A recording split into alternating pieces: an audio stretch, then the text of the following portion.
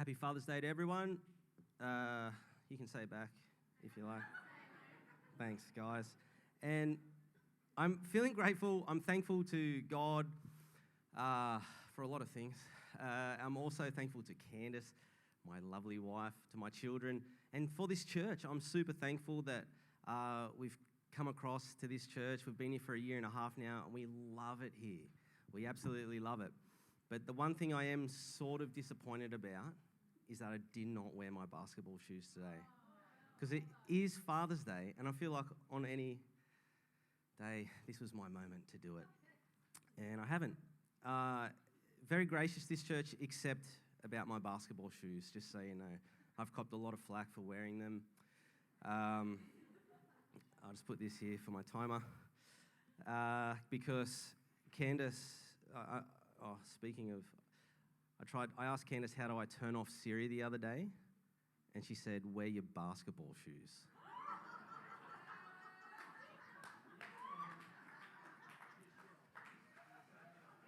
So that's in honor of Pastor Brad. He loves a dad joke. I thought that was pretty good. Not many others really appreciate it, but that's fine. So I'm in flow. I'm in flow of the house. I'm in the flow. This morning, I quickly just want to share with you about, we're talking about Father's Day, we're talking about God being the Father, and I just wanted to share about where our starting point begins when we look at our relationship with God as a Father. The other thing about me is that I get emotional sometimes. Usually I'm a hard nut, like I'm heaps brave and like everyone's scared of me and I'm this mad guy that's like heaps tough and that. But when I talk about God, I do tend to get a little bit emotional. So we're going to read a passage of Scripture, and if you want, you can turn with me to Luke 15. Luke, what a guy. He's pretty good, based on his name alone.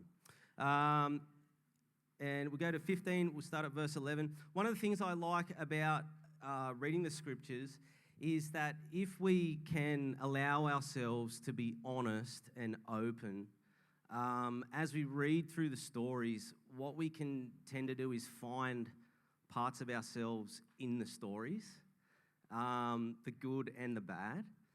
And occasionally when we do that and when we allow ourselves to be open whilst we're reading through the Scriptures, what sometimes happen if we're open and honest enough, sometimes we find the heartbeat of God. So I'm going to read out a big passage and you can read along with me. Jesus continued, "There was a man who had 2 sons. The younger one said to his father, 'Father, give me my share of the estate.' So he divided his property between them.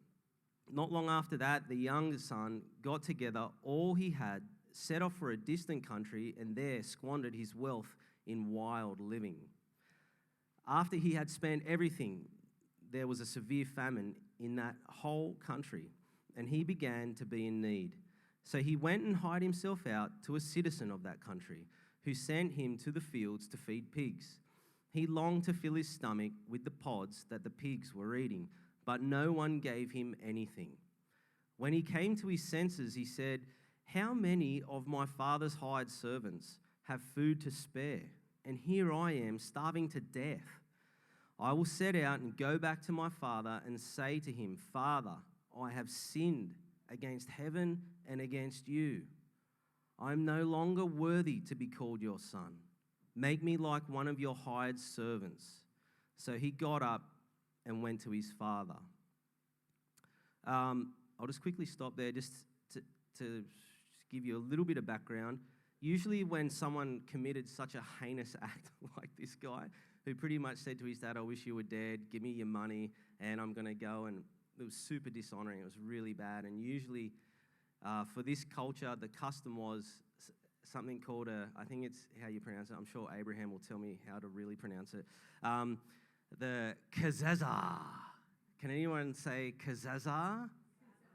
Thank you. So this little cultural ceremony was the father would see the son come back, this guy that's committed the heinous act, he'll grab a pot, he would smash it on the ground, and he and the community would slap him around a bit and say, "You're cut off from the community, go away."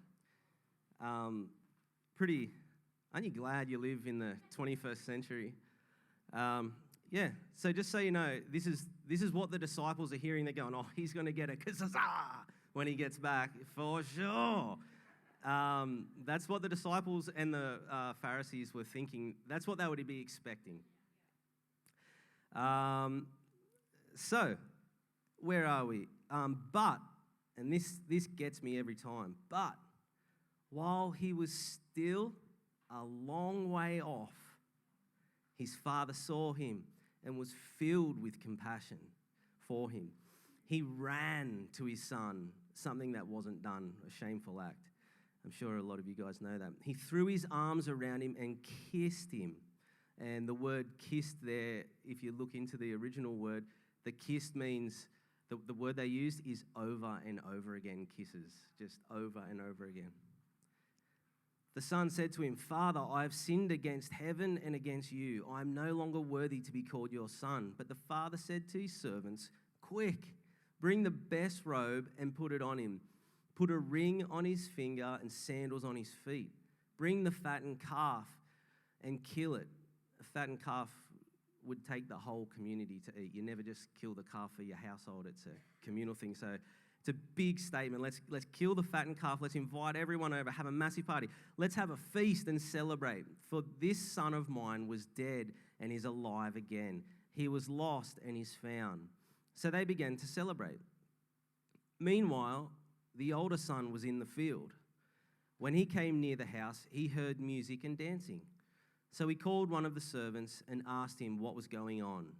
"Your brother has come," he replied, "and your father has killed the fattened calf because he has him back safe and sound." The older brother became angry and refused to go in. So his father went out and pleaded with him, but he answered his father, "Look, all these years I've been slaving for you and never disobeyed your orders. Yet you never gave me even a young goat so I could celebrate with my friends. But when this son of yours who has squandered your property with prostitutes comes home, you kill the fattened calf for him." And this next line is a line that really, it blew my mind when I use this line as a mantra when I do breathing and stretching exercises. I won't say the joke that I was going to say, Candace, just so you know. She warned me not. I may never hold a microphone again. But that line right there, this next line, this changed my life. "My son," the father said, "you are always with me, and everything I have is yours. But we had to celebrate and be glad because this brother of yours was dead and is alive again. He was lost and is found." So the one character thinks he's such a bad guy that he'd be happy to go home and be a slave for his dad. The other son thinks he's such a good son because he's acted like a slave. And so these are the things that when I got asked to share, these are the things that I tend to think about when I read this story. And I hope that you can see yourself in both sons if you're open and honest enough. And so I asked myself these questions. Do I think that I am loved or not loved by the Father based on the sum total of my actions? Do I serve the Father with the hope that I might earn something from Him? So when I serve, am I doing that thinking that this is going to earn me something?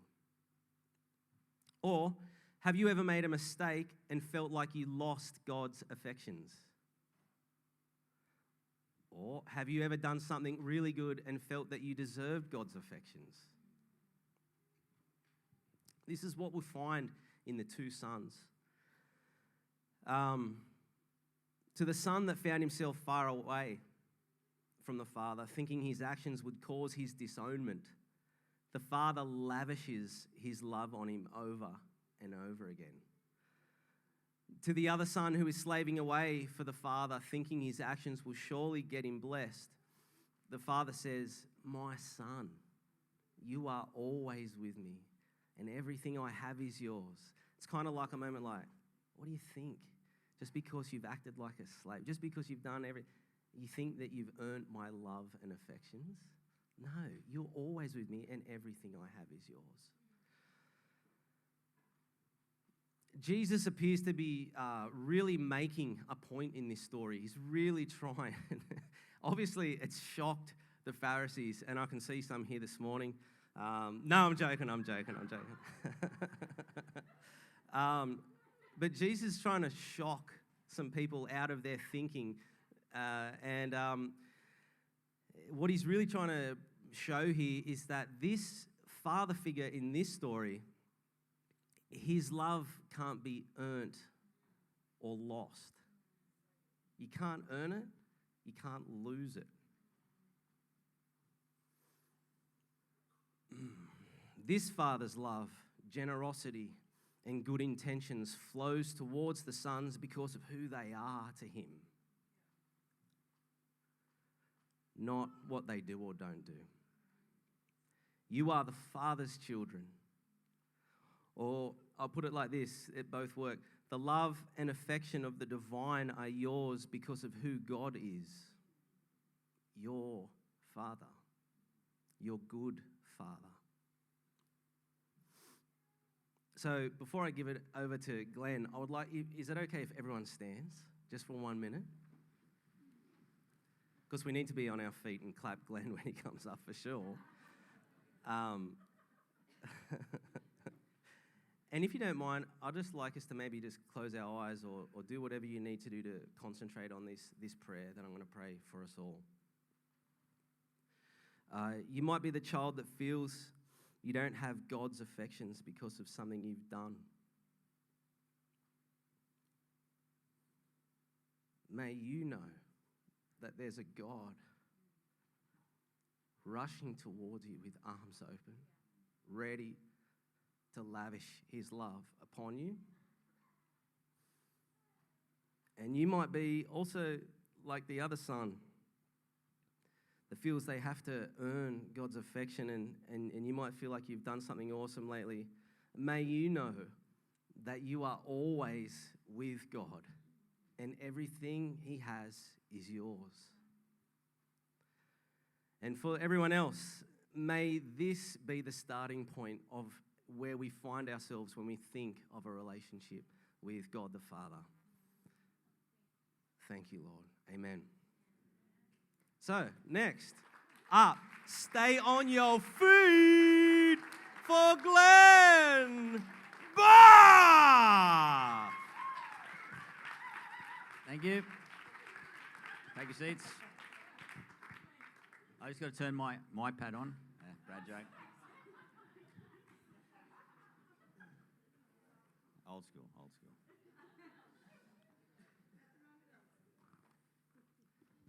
All right, so Brad sent me a text asking if I'd share, and he said just share something about what God's been showing me as a father. But I want to say, Luke, that was great. That was really good. It's one of those. I found it was one of those messages that you kind of, I've heard that story quite a few times, but that was really good. Like how it was, explained in those terms, and it was great. Really good, excellent. So I'm going to sort of chat a little bit about what God's been showing me as a father, and so it's I guess what I've been learning as a father as I'm going on this journey. But first of all, I want to just thank my old man. He's up at Noosa at the moment. It's too cold down here for him at the moment, so he's gone up north. But I've been blessed to have an incredible father, who a godly man who a bit old school, which is what I needed because I was a little bit naughty. But it was without him, I'd be a loose unit. So anyway,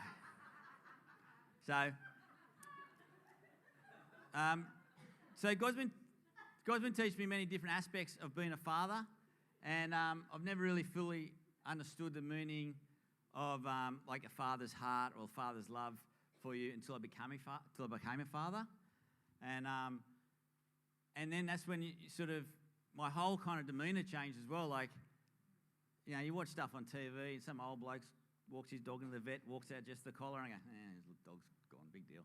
But when I become a father, I was not broken. I was just like, I couldn't believe it. I saw things from over here, if you know what I mean, rather than that selfish person over there. And so for me, I'm going to break this down to, so far I'm a journey as a father. I've been doing it for about 17 years now. Jeez, I'm struggling. I'm breaking it down into, I guess, 3 distinct things that I guess the Lord's been showing me. The first one is, like I said, a father's love or softness, and I guess praying and trust. So starting our family was a fantastic and exciting time, but also it was a little bit scary. And it was like, you know, I've got to start being sensible. I forget to feed the dog sometimes. I've got to look after a human. Like, what are we going to do? And I remember when Jen was pregnant, I wanted to bring the pregnant photos, but Jen wasn't really that keen on it. We got this photo. No, but Nev Prosser, he used to go, he took these excellent photos, and she had this massive big stomach like this. And I remember just thinking how crazy it was that you got something growing inside you, and the whole birthing experience is crazy as well. But that alone, I was thinking, you know, how can people not believe in a creator when you've got something like that happening? And we've got this really nice photo of Jen standing there with this massive stomach, and the verse says, it's huge. That's why I wanted to bring it, because you've got to see it, it's great. But I love it. I think it's great. Anyway, and the verse underneath the photo says, it's Psalms 139, 13, 14. It says, you created my innermost being. You knitted me together in my mother's womb. The plans you have for me, I can't remember right, because I'm fearfully and wonderfully made.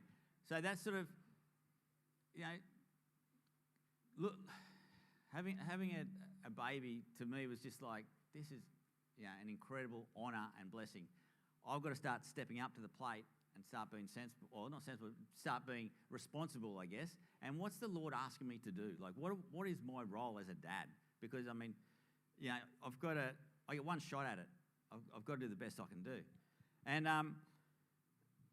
that helped me sort of understand, like I said, like a childlike faith as I got a little bit older, because as you get a little bit older, or like Luke's probably the youngest one, you know, you come home from work, they're going, yeah, they run at you, their eyes are wide open, and they love you.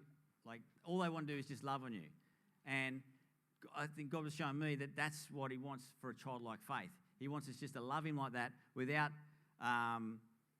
wanting anything back, just, yes, Dad, I want to love him. And so he asks us to come to him like that. You know, so yeah, that's sort of like the first sort of section when they're sort of this big and they're nice and all they want to do is love and cuddle you and kiss you and all that sort of stuff. It's great. And then comes sort of stage sort of 2 for me was when they're sort of about this big going to primary school, and when they start to, you know, start getting their own little personalities and starting to want to know who, what, when, why, and how sort of thing. And that's when I guess God started showing me more about unconditional love, discipline, and responsibility. Because when they're little, they're pretty easy. They sort of they're not really that naughty. Bus money, remember that? Anyway, so we're called as parents, not just fathers, but as parents, to be responsible, and we're meant to teach them in the ways of the Lord. And it says in the Bible in Deuteronomy about how, talking about the Ten Commandments, but it's talking about how to teach your children in the house, while you're walking down the street, while you just teach them all the time. And in the Bible it says heaps about, you know, sparing the rod, and you know, then you're going to have naughty kids. And I remember the McGregors used to sit up here, and their kids were beautiful, perfect angels. And I'm thinking, man, I need to pull that rod out a bit more and whack mine. But on a serious note, it's one of those things where I remember having this responsibility of, well, I've got to teach my children about God, about the Lord. I've got to make sure that I give them enough information to start making their own decisions as they get a little bit older. And it's one of those, I guess, those responsibility things come to me, as in, like, I was really conscious of that, going, okay, God, you've given these kids are excellent, yeah, it's great, but now I've got to actually, now they're starting to get curious, now I've got to really be responsible, make sure they know you, and give them enough information to start making their own decisions. And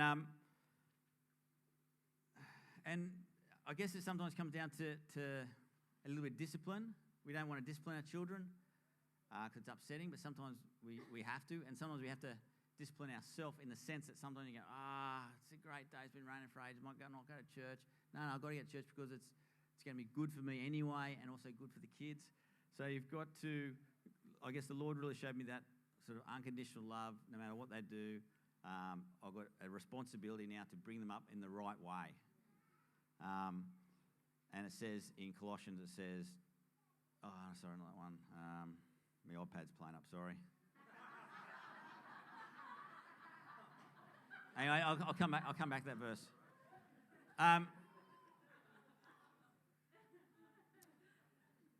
So the third part for me was where I'm at now, is seeking like a deeper faith with God, because as I'm getting a bit older, it's hectic times, busy times when they're little, but as they're getting older, it's getting a lot easier. But also too, we're in a different phase where things are getting a bit more scary. And so I think at the moment, the Lord's shown me about like asking for more wisdom and integrity, I guess. And integrity is one of the things I think you sort of always have, but I guess displaying that integrity more often.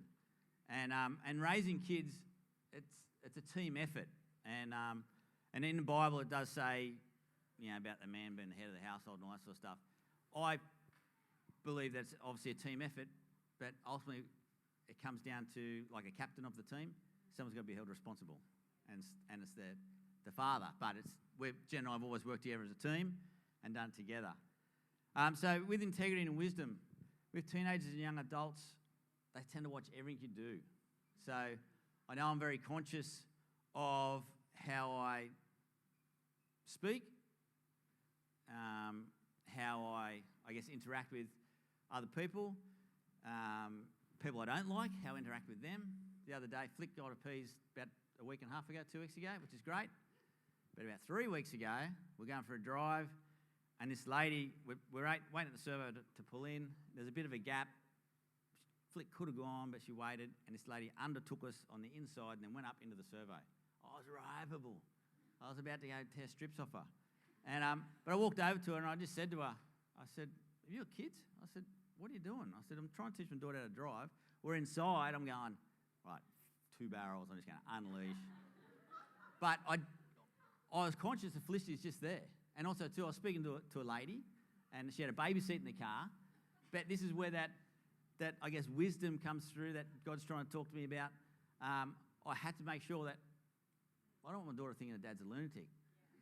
This lady was a lunatic the way she was driving, and I just said to her, one day you'll be teaching your daughter how to drive, and hopefully the people won't be driving like you when you're teaching her. But I had to, but that was a conscious moment where anyway. And then I'm so blessed that both my children have made their own decisions to follow Christ. Young Harry did it the day they had the service of Bruce, and I remember he was saying there's something different about that day. And anyway, it's incredible. So out of one sadness comes a lot of rejoicing as well. And in Proverbs it says, teach up your children in the way they should go, and when they're old they'll never depart from it. So I guess my dad, as much as he probably had a bigger stick than me, and I need it, he's done the right thing, and he's taught me to a point where, okay, now it's up to you, mate. You're going to have to make your own decisions. and then I made a decision to follow Christ. My kids have made that decision. I'm super stoked about, and will always support them in that. But I take comfort from the verses when it says, teach them the way they should go and they won't depart from it. Sure, they're going to have a few bumps in the road, but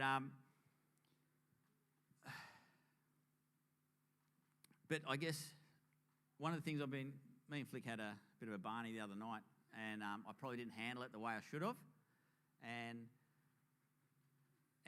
I remember going to bed and I was praying, just going, dude, I'm the worst parent in the world, and what should I do? But Jen and I are a big believer of, admitting your faults. Like I said to Flick that, look, I'm sorry, I probably didn't handle it the right way. I wasn't pointing the finger at either of us because we both sort of did things that I guess the way we shouldn't have done. But I was also too trying to demonstrate to her that it's okay to make mistakes as long as you don't try to fob them off as trying to, It was like, okay, look, I made a mistake. Let's fix this, and let's not try not to go down that path again. Let's just learn from this and move forward. And so that was one the other day when I was still trying to prepare this message. So it's good, and I think it's good to say, and I say this quite regularly to Felicity and Harry, that we don't know what we're doing. We don't. I've never had 17-year-old kids before. I'm a high school teacher, and I teach some kids, and I see some beautiful kids, and I see some nut jobs. So I've got to get my daughter and my son to be the best person they can be. And I say to them, I don't know what I'm doing, but I get one shot at this. I'm going to, use biblical principles and try to give it my best shot. So if I come across, or if we come across as too harsh sometimes, but all the other kids are doing, can I do it? I apologise, but I have to take that bit of integrity, that stand, that I guess that wisdom, see what the Bible says, pray about it, talk to my wife about it, and make my decisions from there. So another thing, I think I'll just chuck this one in because it relates back to what Brad was saying last week. Sometimes when you do have the Barneys with the kids, Brad says you got to have, like he's talking about the clay and that, the thick skin and a soft heart. But Jen said for a while that she's got skin like Teflon, nothing sticks to her. And I think it's a little bit like that as a parent. You just got to be, well, what God's shown me, you just got to, and my kids are beautiful kids. Like, don't get me wrong, I'm not hacking on them, but I can only relay my story, okay? And my kids are beautiful kids, and everyone says they're so well behaved. And I've read articles about sometimes kids who misbehave at home, just letting it out, which I'd prefer that at home than outside. But I've learnt that, or I'm learning that part of wisdom is giving them enough rope, which I'm struggling with at the moment, as Flick will tell you. I just want to keep the rope nice and short. But giving her enough rope to learn her way, and some will learn the things of life, but Jen and I will always be there to pick her up, dust her off, and show her unconditional love, which I guess is part of that wisdom, knowing what to say, that I guess integrity of knowing when to take the stand, when to sort of really stand on your, I guess, biblical grounds, or what the Bible teaches that. But it's a great gig, a tough gig. I couldn't do it without the Lord, and also too, it's great to see. Sometimes you walk past one of the kids' rooms and they might be reading the Bible, or they might be doing something, and just catch them when you haven't said to do, or you haven't said doing, and just go, oh, that's great. Or when Flick's up here worshiping, I've got a half-time look at the ground because I think it's great, because I think I'm so blessed. I've got two great kids who love the Lord. So as just a quick recap, as a father for me, I guess I found things at different stages. God's been teaching me different things. Couldn't do it without him. I obviously couldn't do it without the support of my parents as well, because quite often I'll say, Mum will laugh at me sometimes. I go, oh, geez, I'm going for this, and she'll go, all been there, darling. So yeah, I think as parents, or as a father, parents I should say, keep in close contact with the Lord and ask for His wisdom and integrity at all times. So thanks, guys.